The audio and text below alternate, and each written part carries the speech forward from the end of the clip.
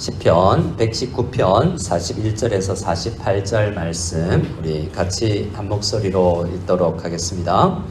여호와여, 주의 말씀대로 주의 인자하심과 주의 구원을 내게 임하게 하소서. 그리하시면 내가 나를 비방하는 자들에게 대답할 말이 있사오리니 내가 주의 말씀을 의지함이니이다. 진리의 말씀이 내 입에서 조금도 떠나지 말게 하소서. 내가 주의 규례를 바랐음이니이다. 내가 주의 율법을 항상 지키리다. 영원히 지키리다. 내가 주의 법도들을 구하였사오니 자유롭게 걸어갈 것이오며 또 왕들 앞에서 주의 교훈들을 말할 때에 수치를 당하지 아니하겠사오며 내가 사랑하는 주의 계명들을 스스로 즐거워하며 또 내가 사랑하는 주의 계명들을 향하여 내 손을 들고 주의 율례들을 작은 소리로 읊조리이다. 아멘. 우리 금요일 밤마다 시편 119편을 함께 묵상하고 있는데요. 오늘 함께 보실 말씀은 41절부터입니다. PPT를 넘겨주시면 뒤에 색깔이 입힌 게 있으니까요. 네. 41절 말씀은 이렇게 시작을 하죠. 주 여호와여, 주의 말씀대로 주의 인자하심과 주의 구원을 내게 임하게 하소서라고 기도로 시작합니다. 여기서 주의 인자하심이라는 단어가 헤세드라는 단어예요. 지난 주간에 우리 금토일 중고등부 수련회를 룻기를 중심으로 가졌는데요. 이번 수련회 제목이 헤세드였죠. 시편 119편에도 헤세드가 등장하는데요. 오늘 41절에서 처음 등장합니다. 시편 119편을 읽으면 처음부터 막 뭘 해야 될 것 같아요. 율법같이. 이 사람은 굉장히 잘 지켰구나. 주의 율법을 가르쳐 주십시오. 지키겠습니다. 정말 영원히 지키겠습니다. 이러니까 우리는 잘 못 지키는 것 같으니까 이 사람은 대단하다 이런 생각이 들죠. 또 우리는 요즘에 새벽마다 매일 성경으로 레위기 말씀을 묵상하고 있죠. 26장을 지금 묵상하고 있는데 율법 지키면 복 받고 안 지키면 벌 받는다 이런 내용이 있으니 얼마나 겁납니까? 그래서 벌 안 받으려고 저주 안 받으려고 말씀을 지키려고 하는 그 두려움에 의해서 말씀을 지키려고 하는 생각을 가지게 돼요. 근데 그쪽으로 많이 나가면 이게 종교가 되는 거다라고 이야기해요. 벌 안 받으려고 우리는 예수님을 믿는 것이 아니고 교회를 다니는 것이 아니라 이 41절에서 이야기하는 것처럼 헤세드의 은혜를 받아서 살아가고 지키고자 하는 열망이 생겨나는 거죠. 그럼 시인은 41절에서 한 번도 못 누렸는가? 그것이 아니라 주의 인자하심과 주의 구원을 어떻게 하게 하소서라고 이야기하고 있습니까? 내게 임하게 하소서라고 하고 있죠. 여기서 임하게 하소서라는 단어는 원래 오게 하소서라는 거예요. 그러니까 이미 경험했고 또 설교 시간이나 다른 성도님들의 간증에 헤세드의 은혜 찬양하는데 나한테는 그 헤세드가 너무 멀리 느껴지는 거죠. 그래서 하나님 설교 듣거나 다른 성도님들의 간증을 들었을 때 저분은 어떻게 저렇게 하나님 은혜를 저렇게 손에 잡히듯이 붙들고 살아갈까라고 생각하는데 그러면서 하나님 나도 그 헤세드의 은혜와 구원의 은혜가 내 손에 잡힐 듯이 가까이 오게 도와주십시오라고 기도하고 있는 것입니다. 아마도 이 시인도 그 은혜가 풍성했을 때 자연스럽게 말씀이 순종되는 것을 경험했기 때문인 거죠. 그래서 오늘 이 말씀의 제목을 헤세드라고 전했는데요. 이 밤에 우리가 어디서 열정이 솟아나는가? 교회를 섬기려는 마음, 지치고 힘든 마음, 또 교회를 생각할 때 답답함, 또 가정이나 우리 사회 환경을 봤을 때 뭔가 뒷발목을 잡고 끄는 듯한 힘겨운 어떤 일들을 당하였을 때 하나님 주의 인자하심이 나에게 가까이 올 수 있도록 도와주십시오라고 기도를 해야 될 것입니다. 왜 그러냐면 그게 나한테 힘을 주는 것을 이미 알고 있기 때문이죠. 그래서 이 밤에 헤세드의 은혜가 우리에게 각자 우리 성도님들에게 더 가까워지기를 간절히 소원합니다. 헷세대 은혜가 우리 모두에게 가까이 임하기를 간절히 소원합니다. 생생하게 직접 체험될 수 있기를 원합니다. 우리 42절 말씀을 같이 한번 읽어볼까요? 42절입니다. 시작. 그리하시면 내가 나를 비방하는 자들에게 대답할 말이 있사오리니 내가 주의 말씀을 의지함이니이다.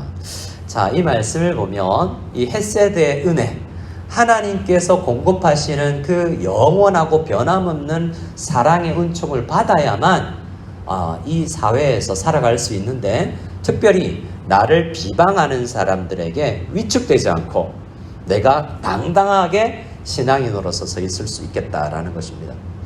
많은 것들이 나를 위축하게 합니다. 예수 믿지 않는 가정에서 교회를 오는 사람들에게 하나님 있냐? 보여줘봐. 난 너의 인생을 보니까 내가 너보다 돈 더 많이 벌잖아. 내 학벌이 너보다 좋잖아. 뭔가 나에게 없는 것을 생각하면 위축되게 되죠. 비방하는 사람들이라는 것은 하나님 모르는 사람들이 너 하나님 믿는데 나와 다를 게 뭐냐? 라고 이야기를 할 때 전혀 위축되지 않은 그 힘이 어디에서 온다고요? 헷세드의 은혜에서, 그것이 나에게 누려질 때 오는 것이다라는 것입니다. 창세기 6장에 보면 저를 한번 따라해 주시기 바라겠습니다. 노아는 여호와께 은혜를 입었더라. 노아는 여호와께 뭘 입었다고요? 은혜를 입었어요. 창세기 6장의 말씀에 보면 노아가 여호와께 은혜를 입고 나서 뭘 하냐면 120년 방주를 짓습니다. 성경에는 안 나오지만 저 바보 아니야? 120년 동안 산 위에서 저거 배를 짓고 있네? 만들고 있네?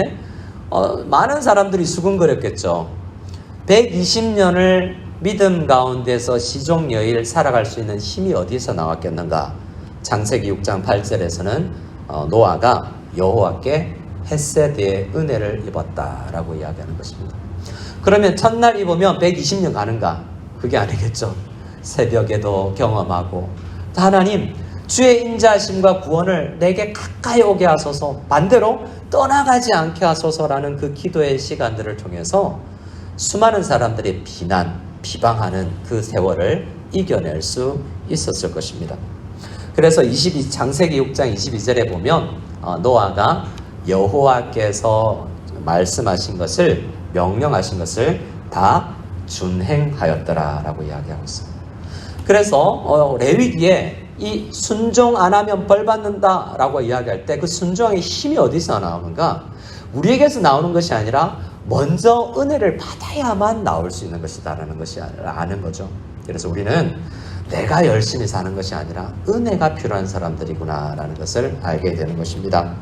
그래서 노아처럼 말씀을 의지하고 말씀대로 이루어질 줄을 믿고 그 헷세드의 은혜를 붙들고, 많은 사람들이 금요일날 밤에 한국에서는 이 불금이라고 이야기하고 놀기 좋고 일주일 동안 수고한 우리의 지친 몸을 쉬고 즐기는 데 가는 것이 아니라 은혜를 사모하는 자리에 나온다는 것은 그곳에서 더 큰 은혜가 있는 줄을 알기 때문이죠. 그러면 쉬는 데서는 안 나오는가? 휴가 때는 안 나오는가? 나오죠. 우선순위가 그런데 중요하다는 것입니다. 하나님의 은혜를 경험하고 자연에서도 또 쉼에서도 우리는 힘을 얻을 수 있죠. 하지만 제일 중요한 게 이 하나님의 은혜, 헷세드의 은혜를 받는 것이고, 그 은혜가 비방을 극복하게 한다라는 것을 생각할 수 있겠습니다. 자, 43절을 또 같이 한번 읽어보겠습니다. 같이 읽겠습니다. 진리의 말씀이 내 입에서 조금도 떠나지 말게 하소서, 내가 주의 규례를 바랐음이니이다. 자, 뭐가 내 입에서 떠나지 말게 해달라라고 이야기하냐면 진리의 말씀. 다른 말씀이 아니라 진리의 말씀이죠. 어떻습니까? 오늘 거짓말 한번 해보신 분? 거짓말. 우리는 밥 먹듯이 거짓말을 하는데 방어 기제가, 엄마가 막 물으면 일단 거짓말부터 하고 안 했어요. 앞에 다 하고 있는데 안 했어요 라고 이야기하고 시작한다거나, 우리들도 참 거짓이 우리 많은 것 같아요. 사람들에게는 거짓이라는 게 어쩔 수 없이 있습니다. 또 우리는 나는 좀 낫다고 생각하지만 사람들에게 낙마하고 포기할 때도 있죠. 사람들의 말에 이렇게 진심으로 내 관심을 기울였다가 그의 말이 진실이 아닌 것을 알 때 우리는 낙마하게 되고 포기하게 되죠. 그래서 지금 시인은 이것도 참 어렵다라는 것을 발견한 겁니다.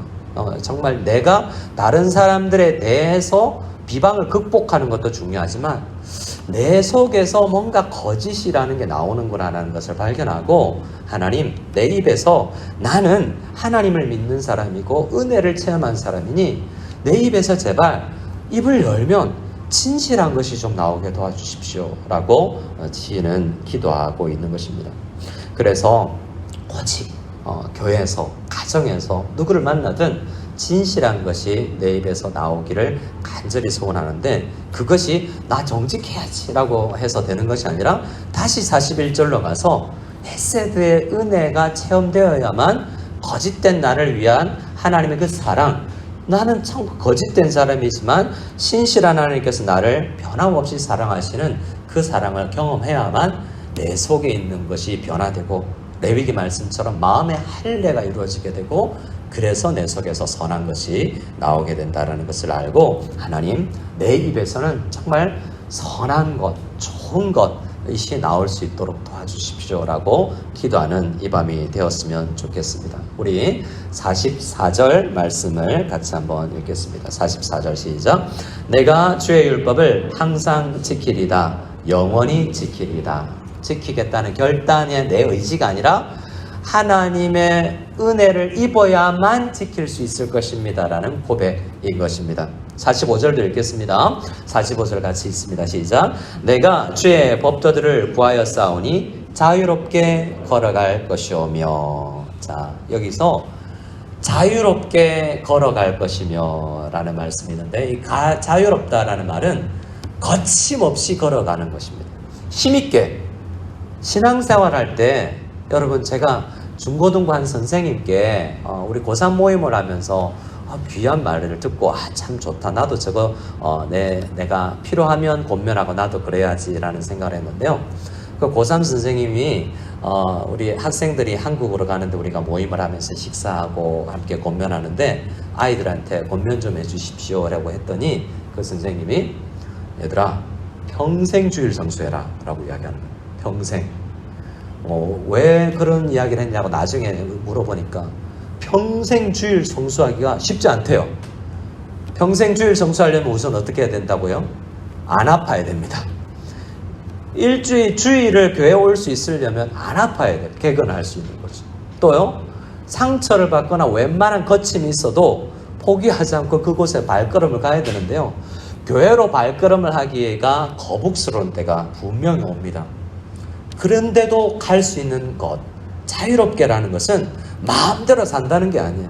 사실 율법을 지키면 지킬수록 말씀을 가까이 하면요, 어떤 면에서는 막 장애가 들어오잖아요. 제한이 들어오잖아요. 너 이렇게 살면 안 되고 저렇게 살면 안 되고 저렇게 세상 사람처럼 살면 안 돼라는 그런 요구들이 막 들어오는데도 불구하고 자유롭게라는 이야기를 하고 있죠. 말씀 안에서 걸어가는 그것이, 거침없이 걸어가는 그것이 참으로 자유롭다라는 것을 지금 시인은 이야기하고 있죠.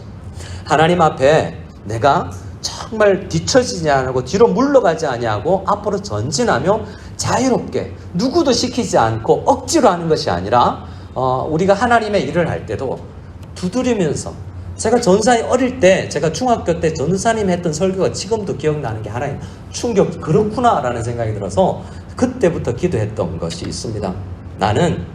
나 교회 다니면서도 억지로 나는 헌신 안 할래. 왜냐하면 그 전사님 일할 때 똑같이 일하는데 어떤 사람은 끌려다니면서 일하고 어떤 사람은 막 방방 뛰면서 일하는데요, 예화를 드는데 옛날에 6.25 때 탱크가 한강을 지나갔을 때 꽝꽝 얼어서 무너지지 아니하니까 믿음이 없으면 이거 깨지려나 어떡하려나 이렇게 조심조심 걸어가는데요, 어떤 사람은 그때 있었던 스카이 콩콩 따고 신앙생활 할 수 있다는 거예요. 그러니까 거침없이 신앙생활하고 자유롭게 신앙생활 한다는 건 참으로 쉽지 않은 것입니다. 교회 안에서, 신앙생활 안에서 우리의 거침없음과 자유로움을 제한하는 수많은 요소들이 있음에도 불구하고 그 헤세드의 은혜가 나한테 있어야만 내가 자유롭게 믿음 생활을 정말 하나님 앞에 할 수 있을 것이라는 거죠. 우리는 신앙생활하면서 온갖 장애와 환란이 닥쳐오겠지만 그 환란이 나를 무너뜨리지 못하고 내 전진을 가로막지 못한다는 것을 생각할 때 무엇이 그렇게 가능하게 하지? 하나님의 은혜다라는 것이죠. 지금 혹 내가 직분으로만 일하는 것이 아니라 내가 어떤 나이로만 경험으로만 일하는 것이 아니라 하나님 앞에 설 때 정말 자유롭게 헌신할 수 있는 은혜, 그 은혜가 우리에게 넘치게 되기를 소원합니다. 어디에서 그것이 온다고요? 헤세드의 은혜입니다. 우리 46절을 같이 읽겠습니다. 46절 시작. 또 왕들 앞에서 주의 교훈들을 말할 때 수치를 당하지 아니하겠사오며. 어느 정도까지 있냐면 그냥 자유롭게를 가로막는 온갖 환란과 시험이 닥쳐오는데요. 정말 큰 게 뭐냐면 왕의 권위로 나를 막는 거예요. 대통령이 아니면 정치인이 중국 안에서 어떤 권위 있는 사람이 법으로 권력으로 너 하지 마 라고 할 때 그것도 나를 가로막지 못한다는 거죠. 그 힘이 어디서 나온다고요? 은혜에서 나온다는 거예요. 사람에게서 내 용기로 내가 힘을 빌려 운동해서 나오는 게 아니라 건강보조제 먹어서 나오는 게 아니라 이 왕의 권위를 이길 수 있는 힘도 헤세드의 은혜라는 것입니다. 예수님께서 마태복음 10장에서 약속해 준 게 있어요. 우리 모든 성도들에게 약속해 주신 게 있는데요. 예수님이 약속해 주셨으니 그것은 진리 아니겠습니까? 목사나 사람이 약속한 게 아니에요. 또 너희가 나로 말미암아 예수님으로 말미암아 총독들과 임금들 앞에 끌려가리니 이는 그들과 이방인들에게 증거가 되게 하려 함이심이라. 신앙생활 하다 보면 특히 믿음을 잘 지키려고 하다 보면 더 핍박이 오게 된다라고, 그건 복음의 진리, 예수님께서 말씀해 놓은 진리 아닙니까? 어디까지요? 왕 앞에 설 때까지 간대요.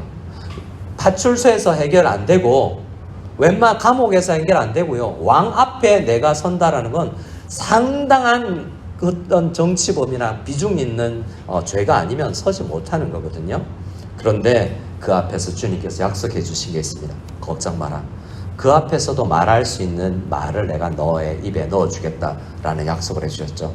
실제로 사도행전 말씀에 보면 베드로와 또 우리 제자들이 성령이 충만하여서 예수님을 죽였던 공회, 그 가야바와 안나스 대제사장과 알렉산더와 같은 수많은 권력들이 모인 곳에서 담대하게 하나님의 말씀을 외치면서 내가 너희들 말을 들을까? 살아계신 예수 그리스도의 음성을 들을까? 잘 생각해봐라. 나는 너희들이 정하는 법대로 매는 맞겠고 감옥에는 가겠지만 법 지킬게. 하지만 내가 너희들 법 정한 대로 안 지키면 벌 받는 거, 그것도 합법적인 거 아니야. 그거 지킬 테니 감옥에라도 갈 테니 나는 예수님의 말씀대로 살겠다라고 이야기하는 것을 보고요. 히브리서 11장에는 누구를 봤습니까? 우리가 얼마 전에 모세의 부모님이 왕의 명령을 두려워하지 아니하고 라고 이야기했지 않습니까? 뭘 알 수 있죠? 모세의 아버지가 모세가 뭘 경험했게요? 많이 애굽의 학문을 배웠을 아니라 그 이집트에서 하나님의 헤세드의 은혜를 경험했기 때문에 왕의 앞에서 주의 교훈들을 말하고 수치를 당하지 아니하겠사오며에서 이야기하는 것처럼 당당함이 그에게 있었다는 것입니다. 근데 우리는 그 헤세드의 은혜가 없으면, 제가 한때 중학교 때 그랬던 것처럼 학교에서 밥 먹을 때 예수님 감사합니다 이렇게 도시락 먹을 때 교회 뭔가 도시락 뺏기기도 하고 예수 믿는다는 게 부끄러울 때도 있었지만 당당함이 어디에서 나오냐? 헤세드의 은혜에서 나온다는 것을 생각하고 이 밤에 그 은혜를 간절히 사모하며 기도하기로 원합니다. 마지막 47절, 48절입니다. 우리 47절, 48절을 같이 읽어보겠습니다. 내가 사랑하는 주의 계명들을 스스로 즐거워하며 또 내가 사랑하는 주의 계명들을 향하여 내 손을 들고 주의 율례들을 작은 소리로 읊조리이다. 나 이것에서 말씀에서 떠나지 않겠습니다. 말씀을 지금 내가 은혜를 경험하지 못하더라도 결국 말씀 묵상에서 헤세드가 임하는 줄 알고 말씀이 나에게 떠나지 않도록 해달라고 이야기하면서 내 손을 들고 작은 소리로 읊조리이다 라고 이야기하고 있죠. 말씀 안에 있을 때만 헤세드가 올 수 있지 어느 날 갑자기 하늘에서 헤세드가 떨어지는 게 아니다 라는 생각을 하고 지금 이 말씀 안에 은혜가 임하지 라고 붙들고 손을 들고 기도하며 읊조리며 내가 이 말씀 안에서 헤세드를 경험하겠다라는 각오를 하고 있는 이 시인을 보게 됩니다. 이 밤에 우리 간절히 기도할 때 가정 예배를 많이 드려도 새벽 예배를 매일 드려도